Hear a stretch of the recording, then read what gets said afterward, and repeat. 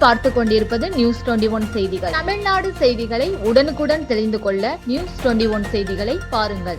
ராணிப்பேட்டை மாவட்டம் ஆற்காடு அடுத்த நந்தியாலம் கிராமத்தில் வசித்து வருபவர் சிவகுமார்.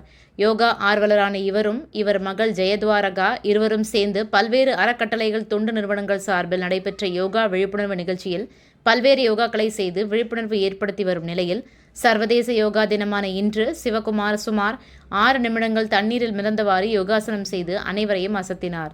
புலிக்கு பிறந்தது பூனையாகாது என்பதற்கேற்ப இவரது மகள் ஜெயத்வாரகா பல்வேறு போட்டிகளில் கலந்து கொண்டு யோகாசனம் செய்து ராணிப்பேட்டை மாவட்ட முன்னாள் காவல் கண்காணிப்பாளர் மயில்வாகனம், முன்னாள் வருவாய் கோட்டாட்சியர் இளம் பகவத் ஆகியோர் நேரில் அழைத்து பாராட்டி சான்றிதழ் வழங்கி கௌரவித்தார்கள் என்பது குறிப்பிடத்தக்கது.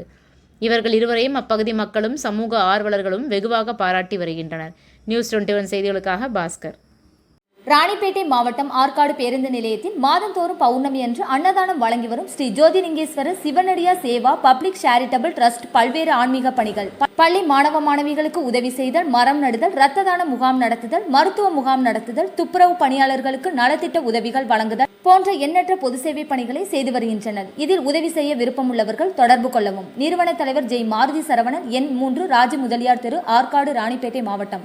மேலும் விவரங்களுக்கு 90405952 809818 19 79 24 என்ற எண்ணை தொடர்பு கொள்ளவும்.